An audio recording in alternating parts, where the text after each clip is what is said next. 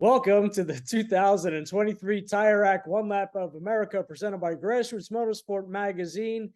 This is the kickoff for the 2023 season, and we are fortunate enough to have last year's winner, Steve Loudin, here with us for the first interview of this year to bring you some of the content and the stories behind the scenes before we take off for this year's event.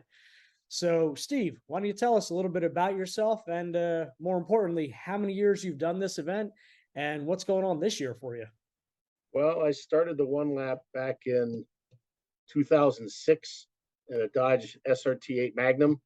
Did it for I think 4 years in Magnums, and then finally decided it was time to stop bringing a knife to a gunfight, and wanted to bring my 2008, I think it was an 2008 Viper, and we did a bunch of modifications to it with the help of Prefix Corporation.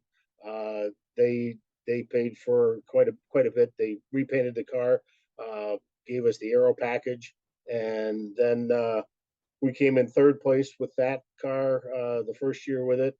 And then, like all other one lappers, started modifying the car and started braking. You know, the more you modify, the more you test the vehicle, the more it breaks. So we went like for 4 years without even finishing, where the car we had to retire the car, and then it was uh,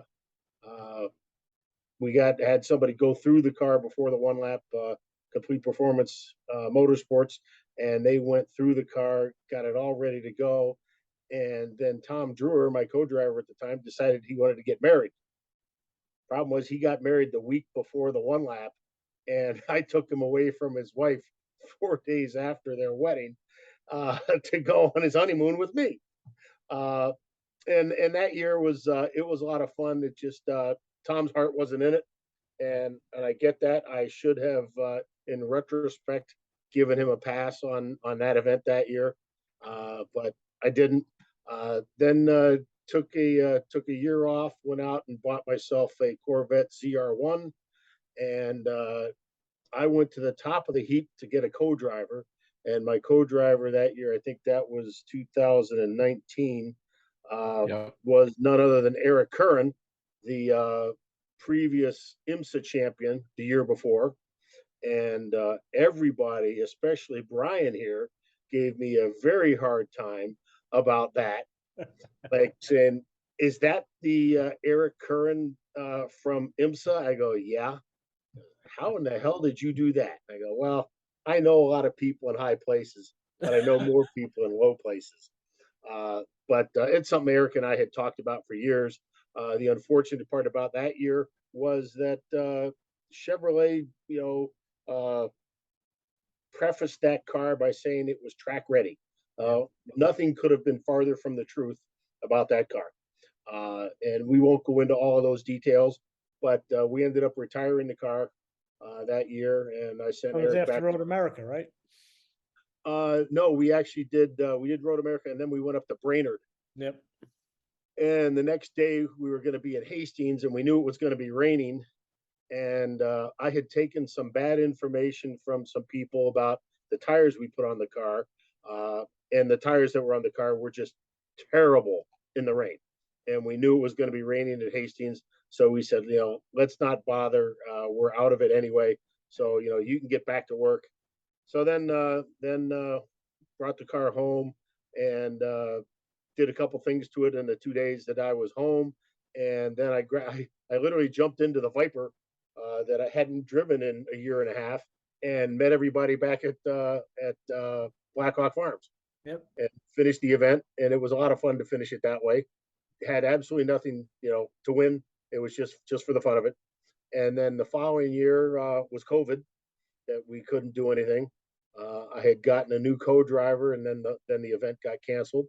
And then in 2021, my new co-driver was Tom O'Gorman, who was a former World Challenge driver, pro driver, and a couple other feathers in his cap. And Tom drove the wheels off the car.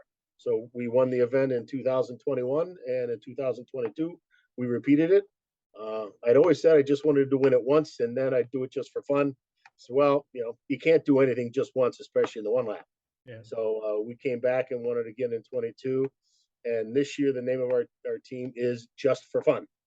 And Absolutely. And that's reflecting sort of in the car that you're bringing. But while it might be just for fun, it's a serious bit of kit. So why don't you tell us a little bit about what you have this year? well, my co-driver this year is Aaron Van Ash, and he was actually my first co-driver in the one lap when I did it back in 2006. So here it is, 16 years later. I'm going back to what brought me here. This year we are using a 2021 Dodge Durango Hellcat, which is a serious piece of kit, as you say, 711 horsepower. It is a hoot to drive on a racetrack.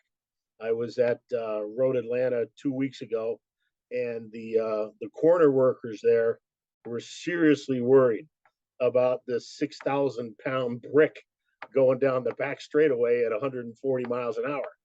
The scary part about the back straightaway is at the end of it, there's a 90-degree left-hand turn, and blowing down 6,000 pounds from 140 miles an hour takes a while. But it was a lot of fun. It really and truly was. I was really surprised at how capable the vehicle gets around corners. Mhm. They were worried about me going around. I think it's turn 3, the right hander at the top of the downhill S's, Mhm. getting that thing up on two wheels. Yeah. Corner workers were just, this car can't be going that fast. He's got to slow down. It can't go that fast. It Uh, can. it was even scarier to some of the, there were Trans Am drivers out there. There were serious race cars out there, and I was in the advanced group. Uh, and I happened to be pitted next to a woman. She goes, "I saw you out there the first time. I couldn't believe I was seeing my eyes, and there was an SUV going down the straightaway at 100 plus miles an hour." She was actually surprised it took as long to pass me as it did, but it was a lot of fun. The only thing actionable the corner workers could come up with and the safety crew could come up with, because they couldn't figure out how to kick me off the track, they made me take the trailer hitch off the car. So I said, "What? Are you worried about me backing up into somebody?" He goes, "No, we're worried about somebody running in the back of you." I said, "Okay, fine, I'll take that off." So they might make us all take our trailer hitches off the car when we get to Road Atlanta. But yes, I'm taking an SUV on a racetrack, and I'm taking my little trailer behind me. The little trailer makes the one lap so much easier, because you get to a racetrack, you unhook the trailer, and you're ready to go. Now, the other thing that we had to do to this car, because the new rule that Brock came up with, which is really a very, very good rule, that everybody has to have head and neck restraints. Have absolutely no issue with that. But me being the rotund person that I am, almost as big as Brian, I didn't want to do the the hybrid Yeah. with the straps around my chest. So, Because it would look like a girdle at a certain point. well, yeah, but more importantly, being that I'm in an SUV and I was concerned about how much body roll the car would have, I just didn't feel comfortable in a 3-point harness. Sure. Having driven race cars at 180 miles an hour, I wanted to be held in the seat properly. So we stripped the interior out of the Durango and put a harness bar in it that a friend of mine who's built a couple cars for me developed. Maybe I can come up with a picture to show you while we're talking here. But put that in the car, and the difference was absolute night and day as to how the car felt. Maybe you can see this. There we go. Oh, wow. Uh, that's what it looks like. And here's So a is that here's only on a, the driver's side, or does that, sort of? it Yep. basically is behind the driver, and it goes down from the right hand side of the driver's shoulders down to the floor, and it bolts to the floor where the rear seats bolt down, and then the rear diagonal bar goes to where the rear seats bolt down. So it's in there very solid. It's 1.75 inch, 1/8 inch wall, roll cage tubing. Uh, so that made me feel 100% comfortable in the car. You're not fighting as the car is kind of moving around a little bit. It's helpful. Don't move around at all. Not at And all. you've And got that way I can wear, a full Hans device and be very comfortable. good. And why don't you tell some people who might not be familiar with your background? I mean, you have a fairly extensive racing background too, particularly in the Viper community. Yeah, I started back in 2003 with a SRT 10 convertible going to Viper Days group. And I had done a lot of modifications to that car, uh, both body wise, engine wise, transmission wise, uh, put fire suppression in it, put a roll bar in it. But after I'd been doing that for about 3 years, maybe 4 years, I had gotten to be as fast as half of the race group, and I just decided that if I'm going to continue in this sport, seeing how I own my own business and I've got 16 employees and a couple hundred customers, I owed it to them to be a little bit safer. So I ditched the convertible for a full blown race car, and I competed in a Viper competition coupe for 6 years and had 5 national championships in that car. So it was a lot of fun. And I used to say there's two kinds of Viper drivers: those that have crashed and those that will. Uh, and I had a couple of them. One of them was at Sebring, turn 10 at Sebring. I had brake failure, and which was all my fault. And I went straight at turn 10 and pushed an 8,000-pound piece of concrete about 8 feet and broke it in half and destroyed the car. That to add insult to injury at racetracks like that, when you break something like that, you have to pay for it. You have to pay for it. So Yeah. there was Yeah, we just had a $1,000. guy last weekend that had to do that at Sebring. Broke a Jersey barrier, and they charged him about $2,000. Yeah, yeah. And it is what it is. So the funny part about that story was that the safety crew got there, and I guess they weren't too worried about me because I was conscious, talking, walking around fine. Didn't even take my pulse. Didn't take my blood pressure. And then at the gathering that night, I crawled into a bottle of Jack Daniels. Uh, that was a bad thing. Woke up the next day, flew back to Chicago, and found out I had a concussion. So it was the moral of the story is if you have a bad one like that, don't crawl into a bottle of Jack Daniels or any other liquid libation, and go to a hospital, get checked out.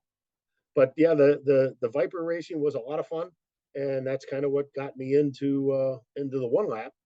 But even more importantly, my history with the one lap goes all the way back to 1975 with the Cannonball back in the days.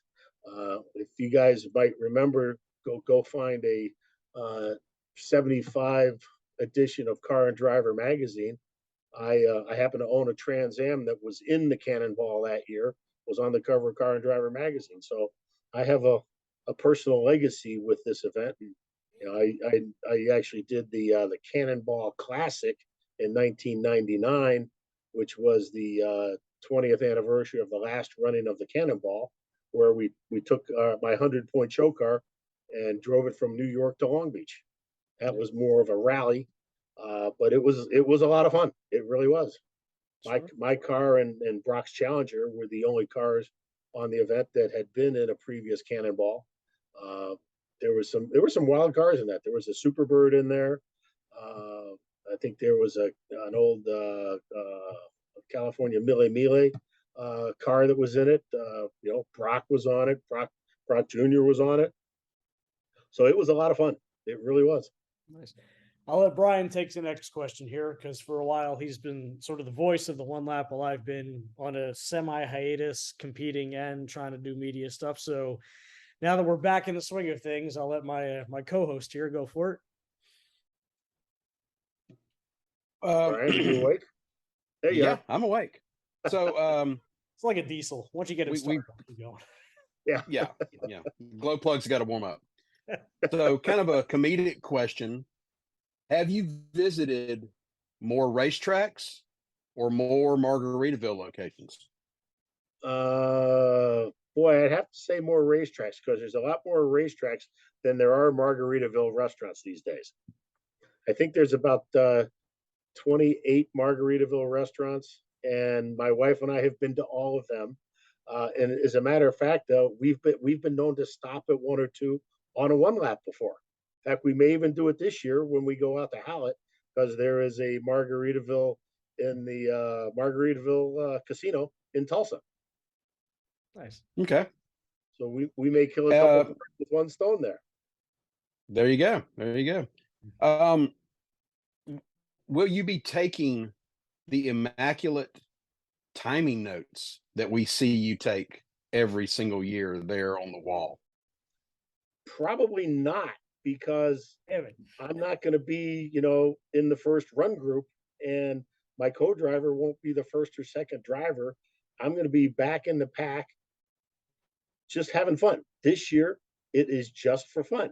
And feel free to everyone out there to keep reminding me that this year is just for fun. Well, there goes our live timing. I know. We actually have to work now. Yeah, I'm sure, Brian, that's not the first time I'm going to be asked that question.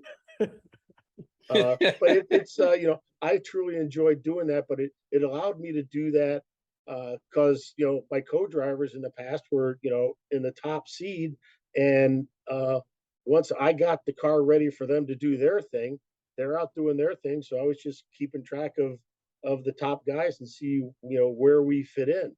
And now I'm Right. that pressure's completely off me, and we're doing it just for fun this year. So that brings us sort of to the next point. So you've gone from trying it out to then taking it more seriously to winning it to now doing it for fun. This year, it's interesting because we don't have any returning championship cars. Obviously, we have a few returning championship drivers, but the field's wide open, really. Anybody can come in and Absolutely. win it this year. So now that you've experienced it from every facet, what would be your advice? Because we've got a lot of new people this year. What would be your advice to the lap pups that we have for this year? Talk to all the lapdogs. Come see me, talk to me, ask me questions, because every track that we're going to, I've been to before and or going to, now. Was at Road Atlanta a couple weeks ago. I know Road Atlanta, but I don't know how a 6,000-pound brick handles at Road Atlanta. Next weekend, I'm going to NCM and making a little bit of a one lap out of it, because we're doing NCM on Saturday and then driving to Nelson Ledges to do Nelson Ledges on Sunday. And that's a 650-mile sojourn, and then back to Chicago. So I would just tell everybody, talk to people that have done it before and just ask questions. Those of us that have been there for a long time, we've had the same silly questions that you have, and guys are very, very compassionate about it and very willing to share. The one thing that you will learn about lapdogs is we're very approachable, and we're there to have fun. Some of us take it very seriously, but we still had fun. It's you build friendships that you'll have for a lifetime. And there's guys that have come and gone, but Catesby Jones, I'm friends with Catesby. I go to Fort Lauderdale every year for a trade show, and I usually get together with Catesby. Will Turner, get together with him. It's just there's a lot of people that you get to meet and you stay friends with. Hell, I'm still friends with you, Solomon, and you, Brian. It's true, and I'm still very happy to see you when I see you, even though every year. Even though every year I kick your ass. Yeah.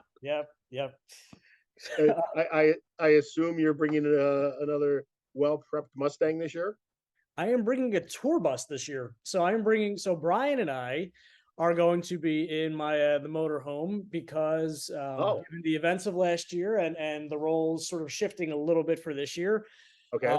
We're going to be administering the event and doing all the coverage of the event. So I figure, why be less comfortable when I can just take a house on wheels? So let's do that. Absolutely. So Absolutely. I'm going the Steve route. I need to. Yeah. The guys back in the Cannonball days in '75, they brought an RV. Well, that's what I'm doing. and did well. They didn't have to stop for gas. They didn't have to stop to go to the bathroom. They didn't have to stop for meals. Yep. The one thing that right. I am going to miss that I've had in the last several years is being in the top seed and being able to leave the racetrack at if we go hot at 1 o'clock, I'm Yep. off the racetrack and on the way down the road at 1:30 in the afternoon when the other people are still there for another 3 hours. It got really nice to be able to stop at restaurants and have a 2-hour dinner. See. Now Not gonna that's have what that we're this year. thinking. We're going to be able to leave whenever we want. We're just going to park in front of the racetracks anyhow and put down and be Yep. ready to go for the next morning. So yeah, Yep. we're going easy and comfortable this year. I'll have And to. and I actually mentioned the RV as a joke last year. We were actually coming up to Long Island for the Cannonball reunion, and I said, "You know what we should do one lap in next year? The motorhome." And he was instantly like, "That's it. That's what we're doing. Done. It's done." I mean, I remember Yep. what was it, 2007. We had the Jägermeister tour bus do the dry skid pad and the wet skid pad. So I figure I have to try and beat their time. See if I can do that. Oh God, So I don't think you want to do that. I mean, all the stuff inside will fall, but it should be Yeah, fun yeah. to watch at least. And I understand that the tire rack has repaved the entire skid pad. Yep. They have. Looking forward to that. No puddles in the wet skid pad this year. And because I have the number 1 on the side of my car, I'm going to be the first victim. This is true. Do you realize that they've repaved this 3 times in the years that we've been doing this now? We're on the 3rd repaving. Really? Okay. Yep. Well, if because I'm relatively local to the area, I've got customers in Elkhart, so I drive past the tire rack, 4 or 5 times a year. Yep.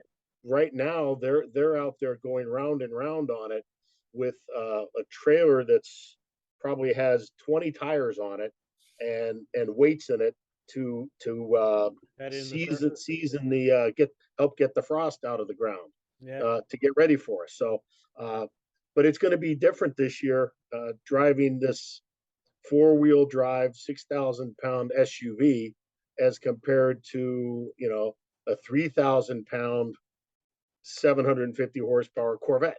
So it's going to be fun. It's going to be fun. It really is. It'll be interesting to watch. That's for sure. I want to get a couple cameras in there at some point and just see sort of the eyes that, as we're, especially at Eagles Canyon in some spots there going downhill, the switchbacks, because that might be interesting, arresting the speed and getting it to rotate then. So be curious to see how that looks. And it really does. It drives very nicely. The only thing we've done to the car is we got rid of the run flat 295s and we put Michelin Pilot Sport 4S's because those tires have served us very, very well over the years. They're good heavy duty but well performing tires.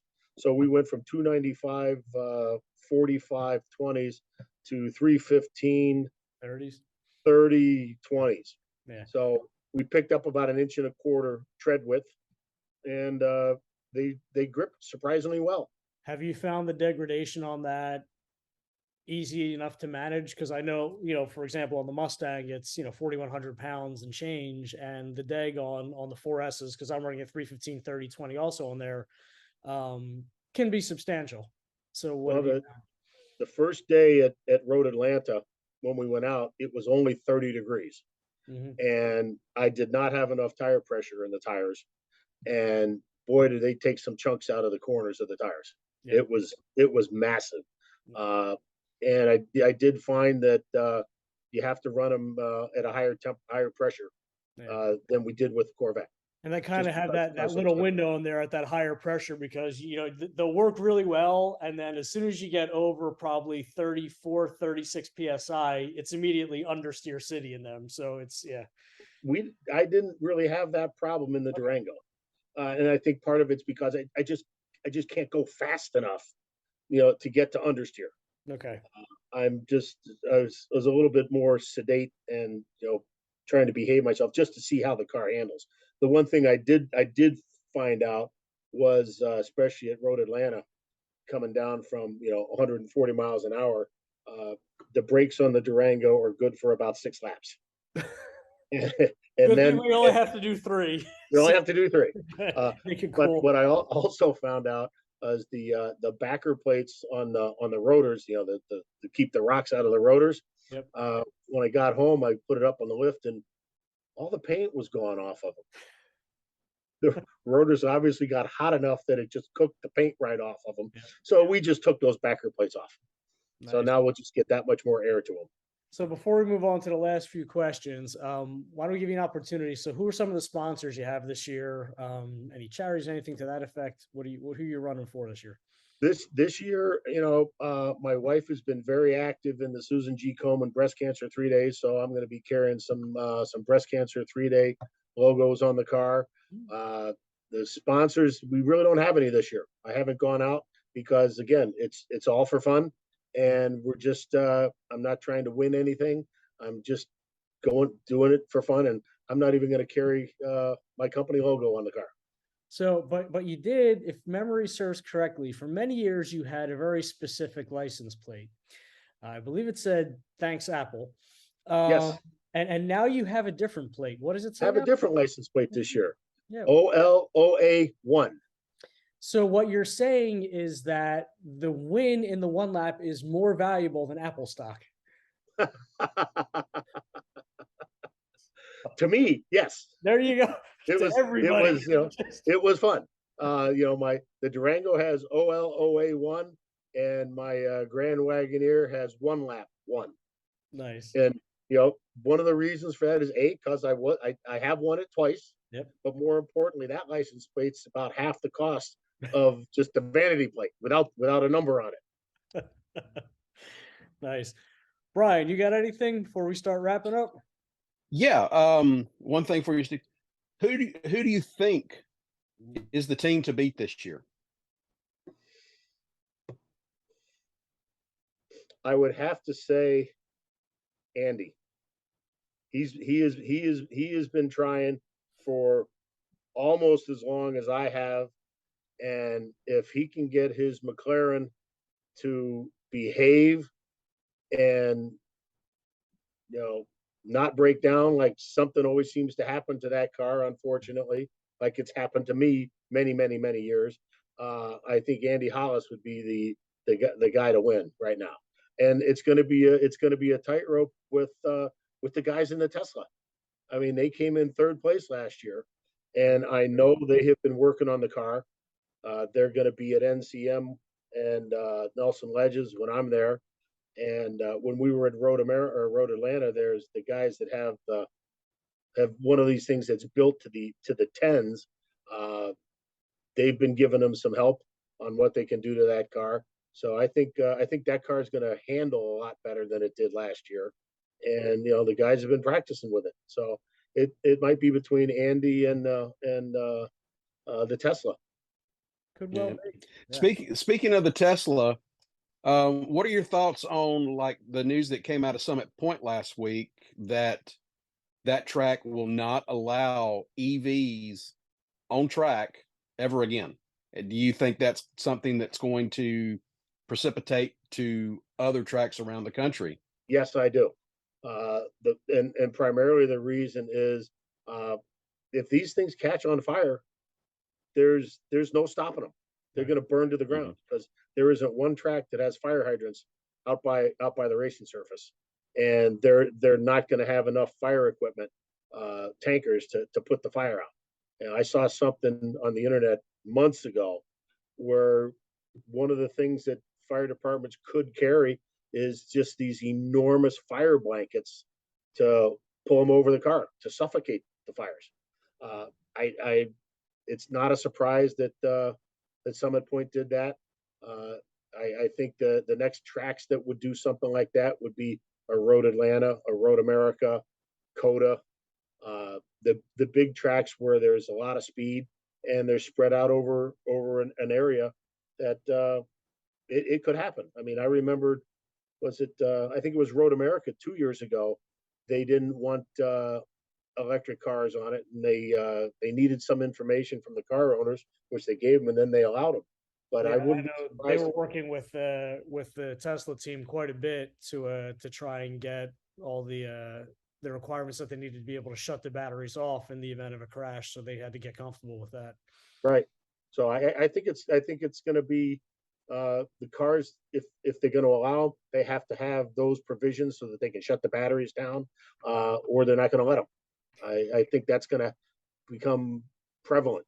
And I think the bigger issue now also is that, as you pointed out, the fire, but it's not just that initial fire, it's that they spontaneously combust the other cells as they're sitting there, even after you put the initial out.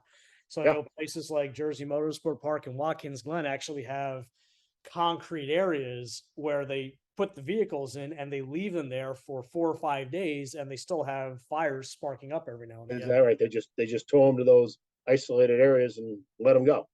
Yeah, because the bigger concern is the track surface. If you don't get the car removed in the right time, I mean, you could feasibly have the track surface damaged for half the season before you can get it resurfaced and done. So, it's an issue, and one that I don't think there's an easy answer to. But yeah, I mean, for this year, like you said, it'd be interesting to see what Team PGR does.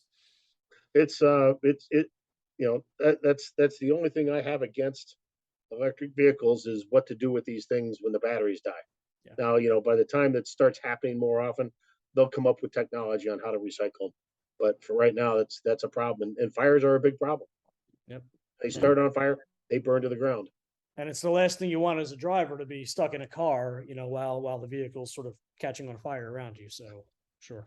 That's, back when I was racing, in any race organization, you have to do a fire drill test. Yep. You have to be able to get out of the car from a racing position. Most of the time, the longest I've ever heard is 15 seconds. You have to be out of the car in 15 seconds. Some people it's down to 10. Yeah. Excellent. Well, we're looking forward to seeing you in May. We're only a few weeks away from the start of the event. Yep. And Steve, we'll let you close it out. Sort of, what's your best memory of all the years that you've done the one lap now? What's the one most meaningful memory to you so far? Winning 2 years ago was the coolest thing. It was quite emotional for me because I'd been trying for so long. And the cool part about it was all of Brock's staff was so supportive of me and Tom that, we kind of had it in the bag, and they all said, it's your turn. You've been doing this here long enough. It's your turn. So, maybe this year it's Andy's turn. So I hope it is. Yep. I mean, I think we're all rooting for him. He's due for a win. He started off in the CRX doing really well, and then he went into the GTR, didn't do well. The Cayenne just got around, and then he got the first McLaren, and then started the check engine light era, and then the other two, which have continued it. So yeah, we're hoping he pulls through this year really well. He's fixed so many gremlins in that car. There can't be many left to fix. Yeah. From our mouth to God's ear. Right. So we'll be following along this year, and we'll catch up with Steve on the event. But thank you for being the inaugural guest for the one lap this year. Again, we look forward to catching up with you in May, and catch up with us May 5th. We're going to really start broadcasting live, and that'll go through the entire week, ending just before Mother's Day. But yeah, check us out online, and be sure to subscribe to the YouTube channel, which is where you'll be watching this. Share it with your friends, because the more we have, the better coverage we can bring you. So Steve, thanks again. Brian, it was good to see you, and we'll catch you up on the next one again. And as always, the one lap is my birthday present to myself. This is true. Happy birthday to Steve, May 6th. We'll see you guys in South Bend. Take care, all. All right. See you, Steve. Bye-bye.